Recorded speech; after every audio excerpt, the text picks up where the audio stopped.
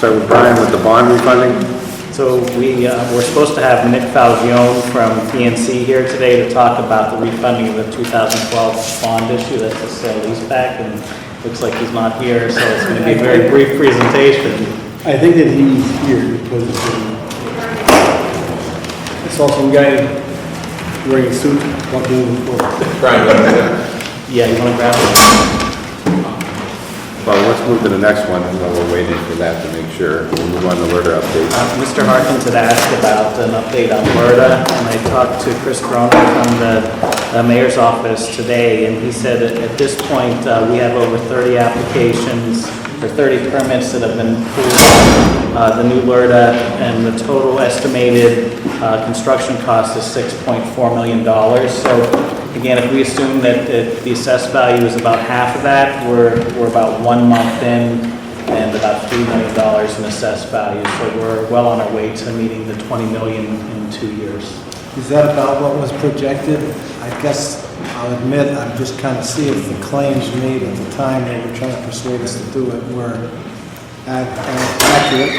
Yeah, I think we'll find out over the next couple months here. He said that the commercial projects often take a little more time for them to develop and submit. So we'll continue to update you on that over the next couple months. But you think that's a good number at this point? I think it's a good number, yes. That's all I do. Yes. Were those numbers commercial and residential? Yes. Yeah. Thank you. We're all set for you if you Oh, good, thank you. Sorry, I didn't know my way around the building. I was kind of taking a long way in, sorry.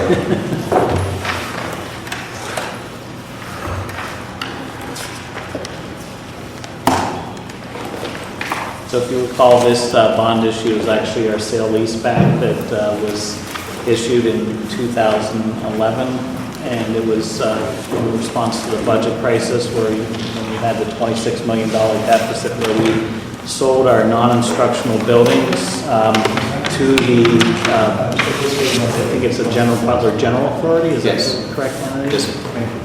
And then leased them back, and that just gave us some influx of cash to balance our budget that year. So getting out of this is something that we didn't anticipate, but with all the issues in the stock market right now, it's given us an opportunity to possibly refinance these.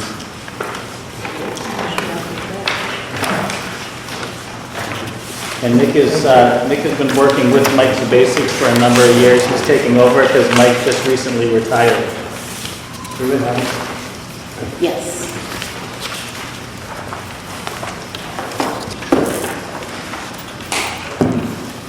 Is right here, okay? Yep, that's fine. That's perfect. Good evening, everyone. It's Brian Sapnick, I'm with PNC. One of our jobs is to watch your bonds that are currently outstanding, see if there's opportunities in the market to refinance them. You know, you've probably seen lately the stock market's getting beat up. Bond market's doing incredibly well. Generally like bad news because it's for bonds and for safety. I'll walk through this kind of in 4 or 5 pages. If you have any questions, please stop me, fill them as we go here, in case you have any for you. So, as Ms. Polito said, this is for your 2012 bonds that were used to basically fund the district's cash flow needs a few years ago. It involved a sale leaseback between you and the authority for some buildings. The bonds were issued taxably because of their purpose. So these new bonds would also be taxable bonds, but where rates are at right now, they're so low that doing a taxable funding still saves money, and obviously will release your buildings back to the district. So, the opportunity basically is we're not going to extend the debt. It'll be taxable bonds, matching maturities, and right now the rate on your existing debt is about 5.35%. If the issue was done within a few days from now, it would be about 3%. So we're almost cutting the rate in half, and that's what's really driving the savings. And obviously the secondary result of this, you're saving money, you're also being able to have the buildings reconveyed to the district from the authority. On page 2, here's kind of a snapshot of where interest rates have been. Just keep it quick. On the top left side, this shows where U.S. Treasury rates are at. And because taxable bonds are priced off of treasuries, it's kind of the benchmark, just like the Dow Jones for stocks. The green line at the bottom is where rates are right now. The 30-year Treasury This is the lowest it's ever been. Outside the United States and Europe, they're actually doing mortgages for 0.5% for 30 years. So interest rates are unnaturally low right now, which creates a great opportunity to get rid of these bonds. And you can see where rates were at 6 months ago was the orange line, the blue line was about a year ago. And going back a little farther, you can see where interest rates have been. Over the last 10 years, rates have been very low because it started with the financial crisis and the easing that was needed to keep the economies going. The current situation in the world with trade tariffs and general economic slowdown, there's a prediction that there was a rate cut recently and probably going to be another one for the end of the year. And that would also be fortuitous because we'd be about ready at the same time another rate cut might happen. So, but you can see here that we've dropped again. And that bodes well for our refinancing. Page 3. This shows the existing bonds that you have all seen through the Erie County General Authority. They're fixed rate bonds, they're callable in a few years, in 2022. And on the left-hand side, you see the 4 buildings that are attached to that financing, Culinary Center, the Barker Leadership Center, your Service Center, and your Child Development Center. So those are the 4 buildings that are attached to this financing. The good news and the bad news is that this financing was not reimbursed by the state looking for an actual building for cash flow needs. The good news is because it's not reimbursed by the state, you get to keep all the savings. You don't have to share them with the state. So after the costs are paid and they're included in the bond issue, all the savings are accrued directly to the district. So if it was for, say, a high school, you may have to share them with the state. In this case, it's all 100% of your savings. And on the right-hand side, you can see the bonds go from 2020 to 2031. You can see the rates are about 5.75%. The average is about 5.35 out for the next 12 years. So on page 4, we have an example of how the savings could be generated. We can cut this a bunch of different ways. We really want to show you where the savings, big picture, would be at. So the refunded debt service is the debt service we just looked at on the prior page from 2012. The proposed debt service, one column to the right, would be where a new issue would be sold at today. We look at the difference and then annualize it on a school year basis. In this example, we'd have about $290,000 in the 2019-20 school year. And roughly the same after that. We're not extending the debt, we're not doing else other than lowering the rate. The last important part on this page is when you look at the present value savings, trying to translate what's this all worth in today's dollars. It's about $300,000. And the important part of this is we often look at how many bonds did we refund and what we're going to save, is it worth doing? In this case, it's about 4%. So we compare the savings versus the number of bonds we're refunding, it's 4%. GFOA normally recommends refunding to be considered what's between 2 or 3%. We're over that metric pretty heavily. And interest rates will continue to fall, so that's all good news too. So it's obviously a refinancing opportunity worth considering. The secondary impact of getting your buildings back is obviously another benefit too that we accrue to the district.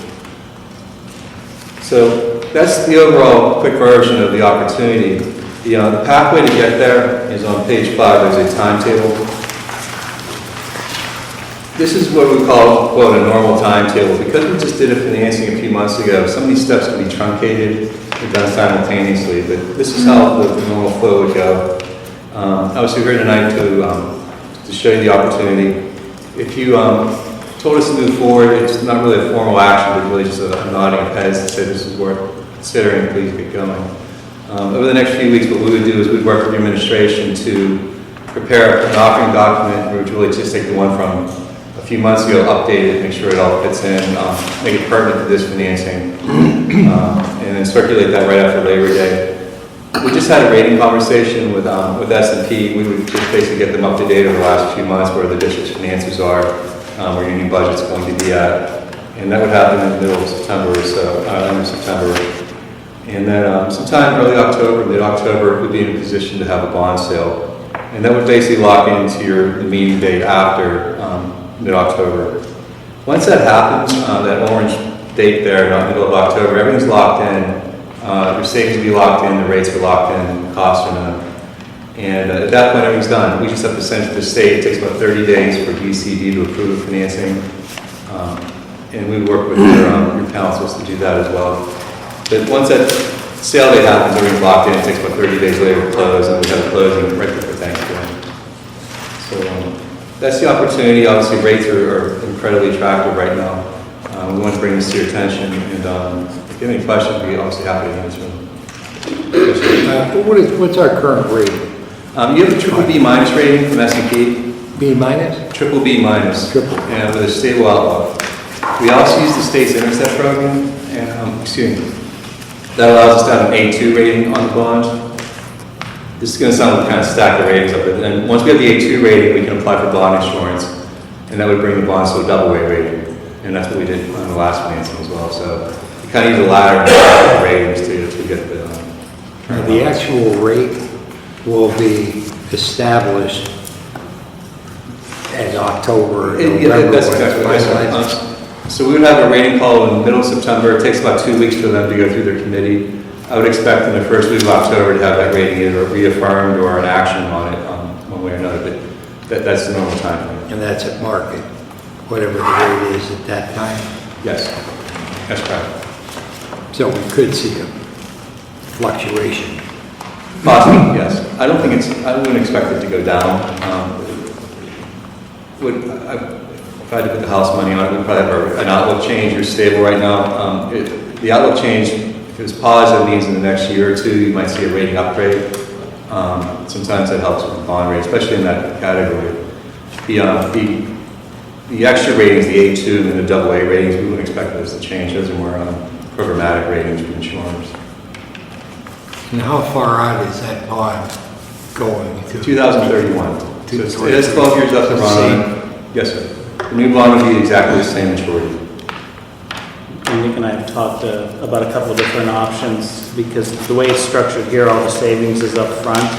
And as you know, where our budget is right now, we don't really need cash flow. So instead of taking all that money up front, we could put it on the back end and cut a year off, which would save significantly more because it would be lowering the interest rate. The other option that we actually could consider, and we'll look at as we get through the end of the year, we do have projected about a $4 million surplus. So one option you could consider there is taking some of that money and applying it to this debt to pay it down, which in essence would be a long-term investment, which would be good for the district as well. So we'll bring you all those options and a few recommendations as things start to come together. Basically, it's about what the market's doing at that time. Right. You know, may not be feasible for us to reduce the debt. That's true, yeah. if the rates are higher. So, And I'm really excited about this one because this is really the last unusual bond issue we have on our books. So if we get this cleaned up and get rid of the sale leaseback, we just have normal school district debt service moving forward. As Ms. Polito was saying, after this financing, all of your debt will be fixed rate general obligation debt, the vanilla debt that you normally expect to have in a debt portfolio for a district like this. Not from us to move forward. Yes. and it's going to be a fixed rate It'll be bond fixed issue maturity. throughout the term. That's correct. It's fixed from the day we sell it to the day it matures. Every day will be the same. It's not going to change. It'll be fixed rates of maturity. And their prepayment, their penalties for, Normally we would do with a bond, a taxable bond, we put a 10-year call feature on it. So at least for the 10 years, because it's relatively not a long bond issue, it's 11 and a half, 12 years. If we put a 10-year call on the bonds, it really is going to cover most of the bond issue not being callable. There is another feature we put on the bonds where we could have the bonds have a make whole call feature where at the time we prepay, but to see where the market's at. It could be at face value, it would be at a premium dependent rates. Rates would have to actually fall more to get a premium, to have a quote penalty to it. But that's, given how relatively short the bond issue is, the prepayment feature is probably kind of thin. so to make this bond feasible to refinance down the road, you have to get what, about a 1-point drop? Yeah, so if rates are, say, 3% when we do this, that'd be 2% probably to have any, because we'd have to recoup the cost of doing another refinancing, and two, have enough time left on it to actually save interest on it. That's a pretty tight formula with a bond like this. But I don't see it going down that low. So chances are we're sticking with it throughout the term. Yeah. And, If rates fall again, I've stopped since 2008 trying to predict where interest rates are at because everything I learned in college doesn't apply anymore. It's possible, like I said, in New York right now, there's actually negative interest rates, which means if you buy a bond, you get less back than you paid for, which I don't understand why anybody would do that other than they have to. But that's not happening in the United States ever either. Lost minimum to buy them back at a fixed rate, hoping at some point in time it's gonna go up in value.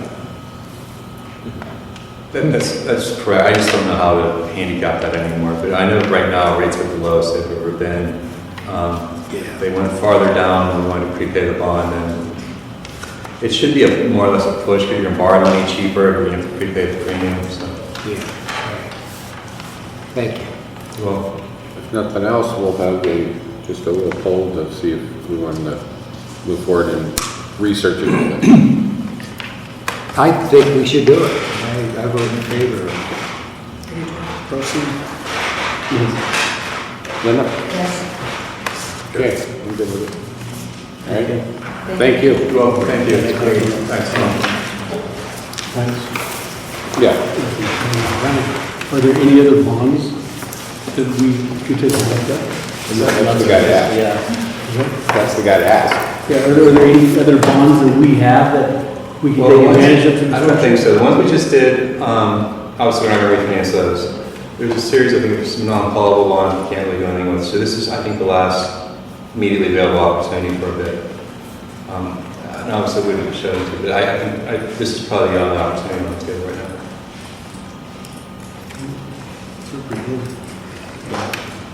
Okay. Thank you. Have a nice night. Thanks. Thank you. Anybody have anything with new business, supplemental or considerations? I have one on the supplemental, but if we're having an executive session, we should wait till then. Okay. If no one has anything else, we will go into executive session.